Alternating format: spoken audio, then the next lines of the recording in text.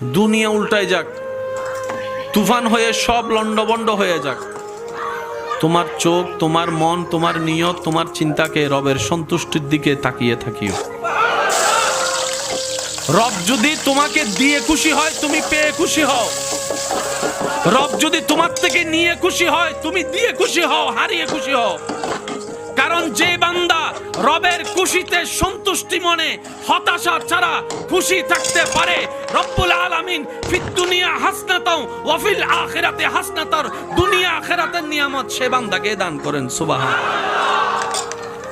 যে হা হুতাশ বেশি করে তার কাছে হারানোর সম্ভাবনা বেশি। যে শুকরিয়া বেশি করে, ধৈর্য ধরে অপেক্ষা বেশি করে, নিয়ামত তার কাছে আসবেই বেশি। এটাই চিরন্তন বাস্তব সত্য। চিৎকার দিয়ে বলেন সুবহানাল্লাহ। সাইকেল চালাতে গেলে পড়তেই হবে, যত পড়বেন তত কোমর আস্তে আস্তে সোজা হবে। কারণ সাইকেল, মোটরসাইকেল চালানোর মেইন শর্তের মধ্যে একটা শর্ত হচ্ছে কোমর কি রাখা, স্থির রাখা, সোজা রাখা। যারা পড়ে যায় তারা দেখবেন কোমর যদি নড়াচড়া করে ব্যালেন্স নষ্ট হয়ে যায়।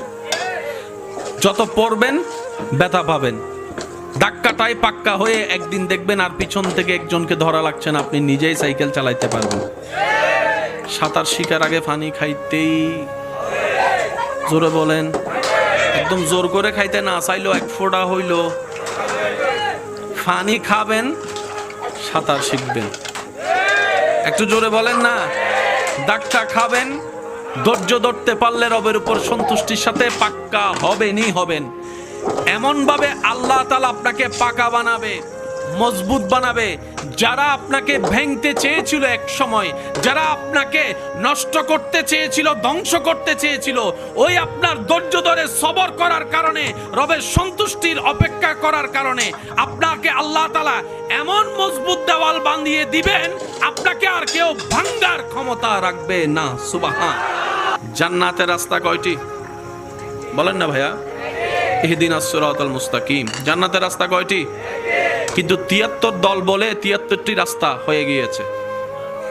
এবার ৭৩ রাস্তার ভিতরে একটি কোনটা রাস্তা